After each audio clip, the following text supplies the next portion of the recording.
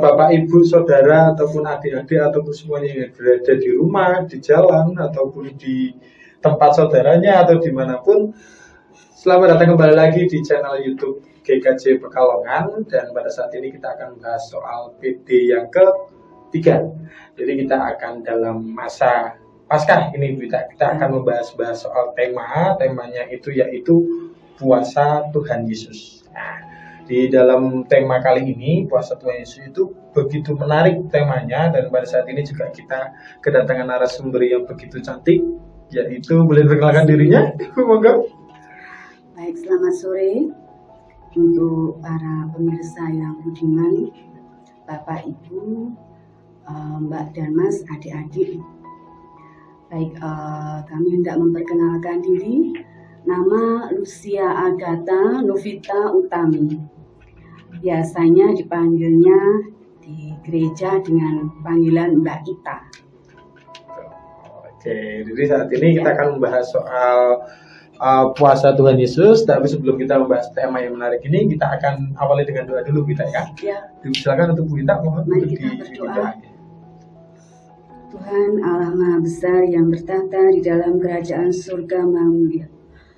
Tuhan, bila pada petang malam hari ini kami datang di dalam hadirat Tuhan Allah yang Maha Suci, kami berdoa dan bersyukur karena Tuhan berkenan untuk hadir di tengah-tengah kami, di dalam kami hendak menyampaikan anugerah sabda Tuhan yang suci maupun memulaikan untuk minggu-minggu Prapaskah di dalam kami menghayati sengsara Kristus di kayu salib. Engkau Tuhan yang telah menebus segala dosa-dosa kami dari segala dosa dan hukuman kekal, untuk memberikan anugerah keselamatan hingga kami dapat mengenal kasih Tuhan yang sempurna. Dalam karya keselamatan Tuhan terdapat makna tentang puasa yang hendak bersama-sama kami pahami, kami hayati pada malam hari ini. Mari Tuhan, hadirlah dengan hikmat Tuhan, sehingga sabda Tuhan yang suci maupun melalui penghayatan dan praktek tentang makna puasa ini di dalam hari-hari kami mengikuti minggu Prapaskah. Tuhan berikan kami kekuatan, Tuhan berikan kami konsentrasi, agar kami dapat mengendalikan diri kami dengan baik melalui segala aktivitas dan peristiwa kehidupan. Mari Tuhan, hadirlah, jamahlah hati kami dengan kuasa Roh-Mu yang suci. Dalam nama Tuhan Yesus Kristus kami berdoa. Amin. Amin. Oke. Terima kasih kita yang sudah membawakan doa yang begitu indah, Bapak Ibu semuanya ya. Oke, sebelum kita masuk ke tema yang berjudulkan puasa Tuhan Yesus, kita awali tema ini dulu dengan membaca kitab. Yaitu diambil di Matius 6 ayat 16 sampai 8. Boleh saya bacakan ya, gitu ya. Hal berpuasa ayat hal puasa Matius 6 ayat 16 sampai 18. Bapak Ibu boleh dibuka Alkitabnya ataupun bisa menyimak. Saya bacakan di ayat 16 sampai 18. Dan apabila kamu berpuasa, janganlah muram mukamu seperti orang munafik. Maka mengubah air mukanya supaya orang melihat bahwa mereka sedang berpuasa. Aku berkata kepadamu, sesungguhnya mereka sudah mendapat upahnya. Tetapi apabila engkau berpuasa, minyakilah kepalamu dan cucilah mukamu, supaya jangan dilihat oleh orang bahwa engkau sedang berpuasa, melainkan hanya oleh Bapamu yang ada di tempat tersembunyi. Maka Bapamu yang melihat tersembunyi akan membalasnya kepadamu. Oke. Oke, tema ini kita dasari dengan kitab suci dari Matius 6 ayat 16 sampai 18. Itu kebanyakan yang membahas mengenai puasa, dan ketika berpuasa kita janganlah untuk menekuk muka kita. Kita dibiasakan untuk ketika berpuasa, apalagi kita masih dalam masuki masa puasa ya, yang 40 hari puasa itu kan pada saat hari ini mungkin masuk di masa puasa untuk mengurangi minum manis. Kalau Vita sering minum manis, Dani? Saya kebetulan malah senang sekali dengan air putih. Oh, baguslah. Ya. Tapi kalau sering minum manis jarang Bu ya berarti ya? Ini baru beberapa Kali. Sudah terlalu manis Pak. Manis tahun soalnya. terakhir, tapi biasanya Oh. memang senangnya air putih. Ah, senangnya air putih. Oke. Nah, kebetulan kan juga kalau kita membahas soal puasa dari Bu Ita sendiri itu melihat puasa itu seperti apa sih menurut pandangannya Bu Ita itu sendiri? Puasa tentang yang kita pernah jalani atau yang seperti Yesus yang mana? Kalau kita lihat yang seperti Yesus dulu nih, yang seperti Yesus jalankan ketika berpuasa itu, kalau Bu Ita melihat sendiri itu seperti apa? Puasa dalam makna puasa yang sebenarnya dijalani oleh Tuhan kita Yesus Kristus. Ya. Yesus memang menjelma dalam manusia ya, secara lahiriah. Jadi memang Yesus karena dengan karya keselamatan itu untuk menebus segala dosa manusia, ia rela mengosongkan semua yang ada di dalam dirinya itu, bahkan tidak menerima makanan, minuman selama 40 hari. Dan itu yang memang disebut sempurna, karena semua hal tentang jalan pikiran manusia itu masuk dalam Sang Juru Selamat, Tuhan Yesus sendiri, Sang Penebus. Jadi karena berpuasa, Yesus itu bisa merasakan semua tentang kondisi kita. Pada saat kita dalam keadaan sehat, pada saat kita dalam keadaan sakit, dalam keadaan yang sangat menderita, maupun ketika kita itu berpuasa. Jadi Tuhan itu bisa membaca tentang konsep pikiran dan merasakan, karena memang bisa menjelma. Jadi dia memposisikan dirinya ya. itu sebagai manusia, dan ketika berpuasa kan dia juga merasakan bahwa gimana sih rasanya untuk menahan rasa lapar, menahan rasa menyiksa haus, berbagai fisiknya itu dengan berbagai hal yang kita tidak mungkin secara manusia biasa. Karena Yesus itu tahan dengan berbagai-bagai pencobaan. Yang pertama itu kan didatangi ular.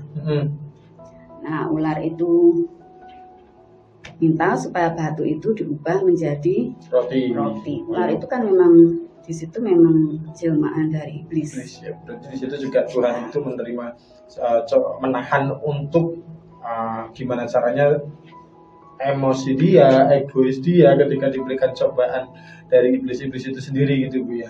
Dan kalau Bu Ita sendiri sering berpuasa Bu Ita? Wah, kalau berpuasa yang sebenarnya karena memang ada hal gangguan yang sangat menekan dari pendengaran, dari kepala. Dulu memang bisa untuk sedikit mengurangi tentang makanan karena dengan olahraga, karena pengen banget bisa turun berat badan. Tapi memang untuk kembali bisa mengendalikan itu butuh proses. Jadi memang kita puasa itu benar-benar konsentrasi untuk bisa lepas dari semua hal yang selama ini hendak membuat kita punya keinginan, misalnya makan atau mungkin dengan berbagai hal makanan. Nah, karena memang kita harus menahan, mengendalikan itu bukan hal yang mudah. Betul. Apalagi kalau mungkin berat badannya besar sekali. Tapi memang kalau mau puasa itu sebetulnya tidak hanya untuk menahan rasa lapar. Seperti yang dirasakan oleh Tuhan Yesus. Juga di dalam hati kita belajar untuk mengendalikan banyak hal. Rasa marah, atau mungkin keinginan untuk berseteru dengan kehendak Tuhan. Karena memang kita mengosongkan pikiran itu untuk melihat kehadiran Tuhan.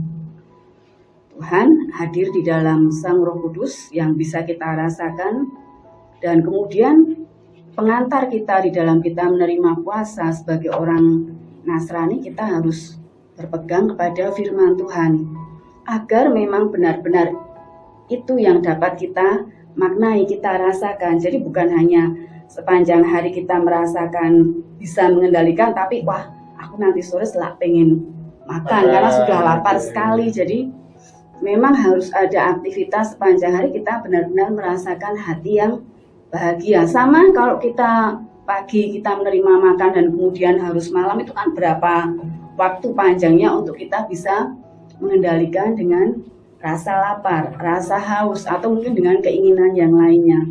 Jadi kan dengan kata lain, ketika kita berpuasa kan kita menahan berbagai cobaan, apa itu namanya, godaan dari iblis supaya kita dapat melakukan jalan apa saja gitu ya. Tapi kalau dari Wita sendiri ada tips and trick nggak setidaknya untuk gimana nih cara mengatasi kita untuk menghindari godaan-godaan dari iblis seperti itu? Ada nggak Wita? Ada. Kita harus belajar untuk bisa sedikit demi sedikit mundur dari semua hal yang membuat kita sangat sibuk. Jadi berupa rutinitas itu nggak ada habisnya setiap hari. Kalau mau dijalani dengan orang-orang yang super sibuk dengan bekerja keras, itu tentu nggak akan pernah ada waktu untuk bisa merasakan santai. Tapi kalau sudah setiap hari belajar untuk mencari Tuhan, dan memang hanya Tuhan itu yang hadir di dalam ruang kehidupan seseorang itu, mintalah supaya memang kita bisa benar-benar bertemu. Jadi kita bisa menghayati.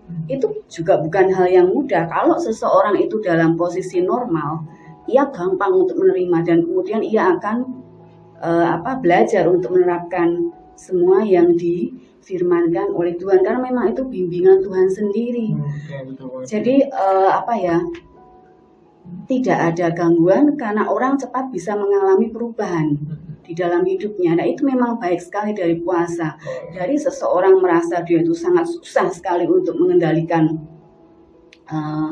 banyak sekali peristiwa atau hal yang membuat orang itu kacau di dalam hidupnya, sampai orang ini benar-benar menjadi orang-orang yang disiplin secara rohani maupun juga dalam kehidupan sehari-hari dan di dalam dia mendekat kepada Tuhan. Jadi memang ada waktu, proses itu yang sangat baik untuk menerima perubahan kehidupan seseorang. Kalau dipaksa, ditekan, dan orang itu dibawa dalam tekanan yang sangat hebat, tuh nggak bisa. Nanti dia malah depresi ya. Betul.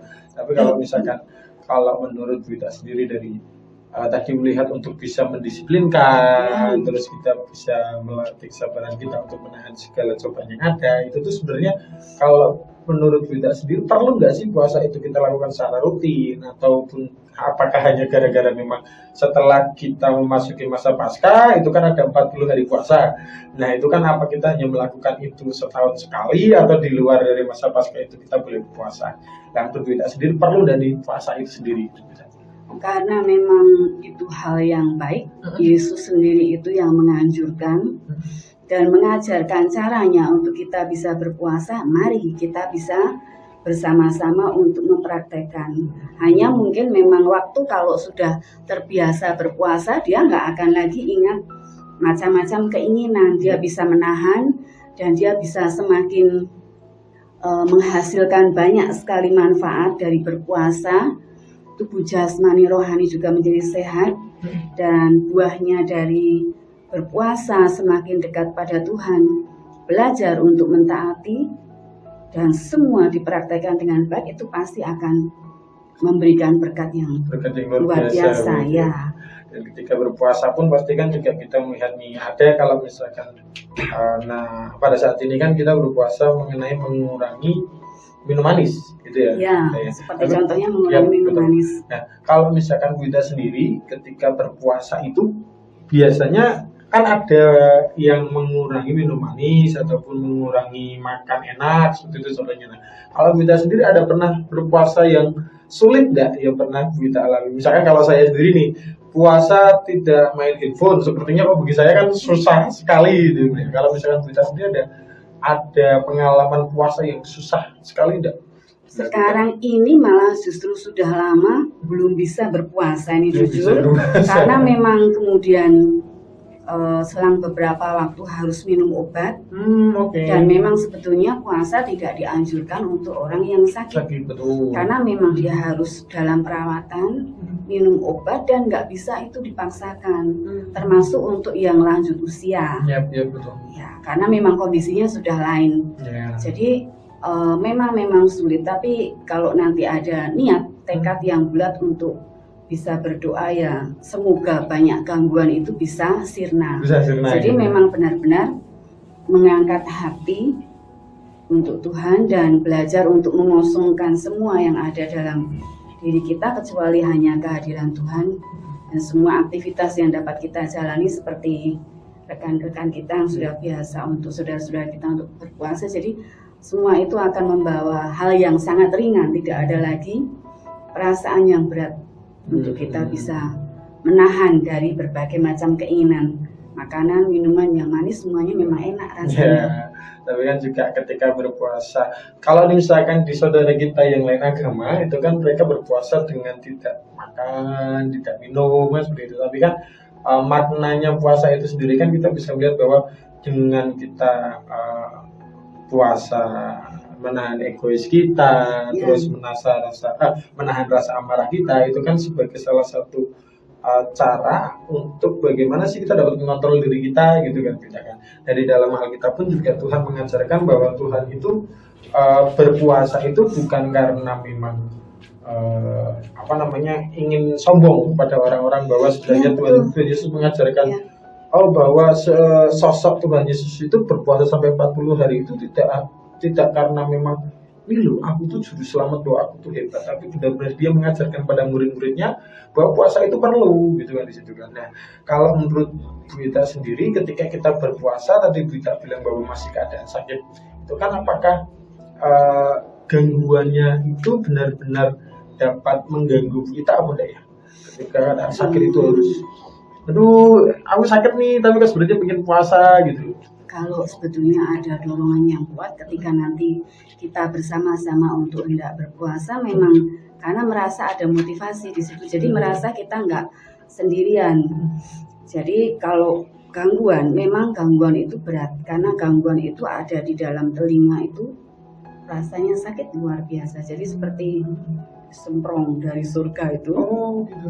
Memang kalau memang yang tidak benar-benar terbiasa, karena mau mencoba ya paling enggak menahan saja pagi. Memang pagi niatnya kita sudah mau puasa lah. Dalam sekian waktu kita bisa enggak menahan. Mungkin banyak aktivitas yang bisa untuk melewatkan semua itu, jadi enggak akan pernah ingat untuk yang namanya makan dan minum. Tapi memang itu perlu latihan. Jadi kalau gangguan itu memang benar-benar serius mengganggu, ya memang harus didoakan, karena maunya kita puasa tidak ada orang lain yang tahu. Jadi biar itu Tuhan sendiri, rasanya lebih bermakna ya, lebih mantap gitu ya. Dan juga kan pada saat kita membaca firman Tuhan tadi kan, Tuhan itu mengajarkan kita gimana puasa itu kita menyerahkan total diri kita kepada Tuhan Yesus nih, bahwa kita pasrah mengenai hal-hal yang mungkin susah untuk kita hadapi. Akhirnya kita pasrah kepada Tuhan bahwa kita tuh bisa kok sebenarnya melewati godaan ini, seperti itu. Kalau di kita sendiri nih, pernah nggak ada pengalaman puasa yang sulit untuk dilewati? Puasanya itu sebetulnya bukan masalah makan ya. Itu kalau mungkin kita udah biasa untuk olahraga, untuk makan dan semua teratur, itu sebetulnya menahan. Untuk tidak tuh ya bisa. Tapi memang kita harus punya konsentrasi yang memang harus kita jaga. Selama kita punya konsentrasi untuk berpuasa, kita harus ingat bahwa dalam kita berpuasa ini memang kita ada hadirat Tuhan yang terus akan berpaut dengan diri kita. Karena memang ini baik, tidak hanya secara tubuh jasmani Tuhan merasakan tentang kita yang berpuasa, tapi rohani yang justru dari dalam ini. Kalau kita sudah merasakan puasa dari waktu ke waktu, bagaimana dengan pertumbuhan iman kita yang sebenarnya dan kualitas tentang kehidupan kita? Karena memang di situ seseorang pasti akan mengalami perubahan hidup yang lebih baik. Ya, karena memang dia bisa belajar untuk mengevaluasi, dia punya catatan. Apakah yang saya renungkan satu hari ini penuh bersama dengan Tuhan Allah ketika saya sedang berpuasa? Jadi memang banyak sekali keinginan yang harus saya tahan. Mungkin memang keinginan itu tidak hanya karena makan dan minum, tapi banyak sekali karena memang perempuan ya, wanita gitu ya. Jadi memang mesti harus ditahan untuk sekian jangka waktu yang lama, karena berbeda anak-anak dengan yang sudah berumah tangga. Jadi apakah makna puasa yang sebenarnya? Kalau memang kita mau untuk menahan, ya kita harus bisa meletakkan semuanya itu dan menyerahkan kehidupan kita penuh kepada Tuhan. Jadi Tuhan senang karena memang Dia benar-benar akan mendatangi kita. Dan itu yang dinantikan oleh semua umat Nasrani, bahwa kita menanti itu kita merasa sukacita dalam keadaan kita dalam hal apapun, sekalipun kita merasa tidak berdaya karena kita berada di dalam penderitaan sakit atau mungkin banyak persoalan dan memang hal yang tidak bisa kita hadapi sendiri, namun kita belajar tidak berseteru dengan rohnya Tuhan. Jadi entah bagaimana supaya memang ketika Tuhan itu membimbing kita belajar untuk mau berada di dalam tuntunan Tuhan, termasuk lewat puasa ini. Ya betul, kita kan lebih berserah kepada Ya, Tuhan nih. dievaluasi sepanjang hari. Tadi kalau saya puasa ini, saya mendapatkan apa saja sepanjang hari. Jadi memang di situ ada perubahan yang lebih baik. 1 minggu misalnya, atau mungkin 1 hari dulu, 2 hari, dan seterusnya. Kalau memang tidak bisa secara jasmani, paling tidak dalam hal kerohanian, itu memang kita harus benar-benar bisa kuat. Terus berpegang kepada kedua tangan Tuhan, minta supaya memang Tuhan bisa, Tuhan berkenan untuk mengabulkan pengharapan kita. Jadi kita bisa merasakan kondisi saudara-saudara kita yang memang mereka dalam penderitaan. Kita bawa, kita angkat dengan doa. Ketulusan hati memang itu diuji oleh Tuhan, dan itu sudah menjadi hal yang yang biasa, kebiasaan dalam kehidupan kita sehari-hari. Nggak perlu kita perkatakan dengan semua orang, banyak orang, tapi yang penting kita bisa mewujudkan yang sebenarnya. Betul banget. Oke. Ya. Pembahasan yang sungguh bermakna dan dalam sekali ini kita ya.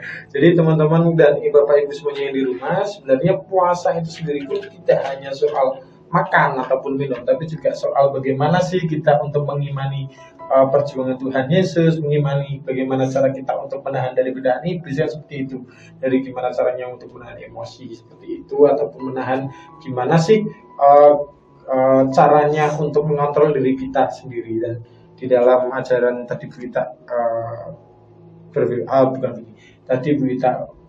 kita pembicaraan kita berdua sebenarnya bahwa kalau kita lebih bisa mengontrol tubuh kita ataupun mengontrol diri kita, kita dapat mengimani nih Tuhan Yesus itu seperti apa, terus mengimani Tuhan Yesus itu sudah melakukan hal yang luar biasa kepada diri kita. So itu kan kita. Ada yang mau disampaikan ke Bapak Ibu yang masih dalam masa puasa ini, tidak? Sudah cukup. Cukup ya. Ya. Oke, Bapak Ibu semuanya dan teman-teman, terima kasih untuk waktunya sudah ikut bergabung nih dalam pembahasan yang mengenai puasa ini. Silakan teman-teman kalau mau kritik ataupun komentar, silakan langsung aja komentar di YouTube channel kami ya, di bawah ini ada klik komentar, dan juga jangan lupa untuk subscribe sama dinyalakan tombol loncengnya, jadi supaya menjadi penyemangat tim jadi sebagai penyemangat tim multimedia untuk semakin bikin konten-konten yang bermutu dan lebih berkreatif lagi. Oke, terima kasih Vita untuk waktunya. Nanti semoga kita dapat ketemu lagi, dan terima kasih untuk semuanya.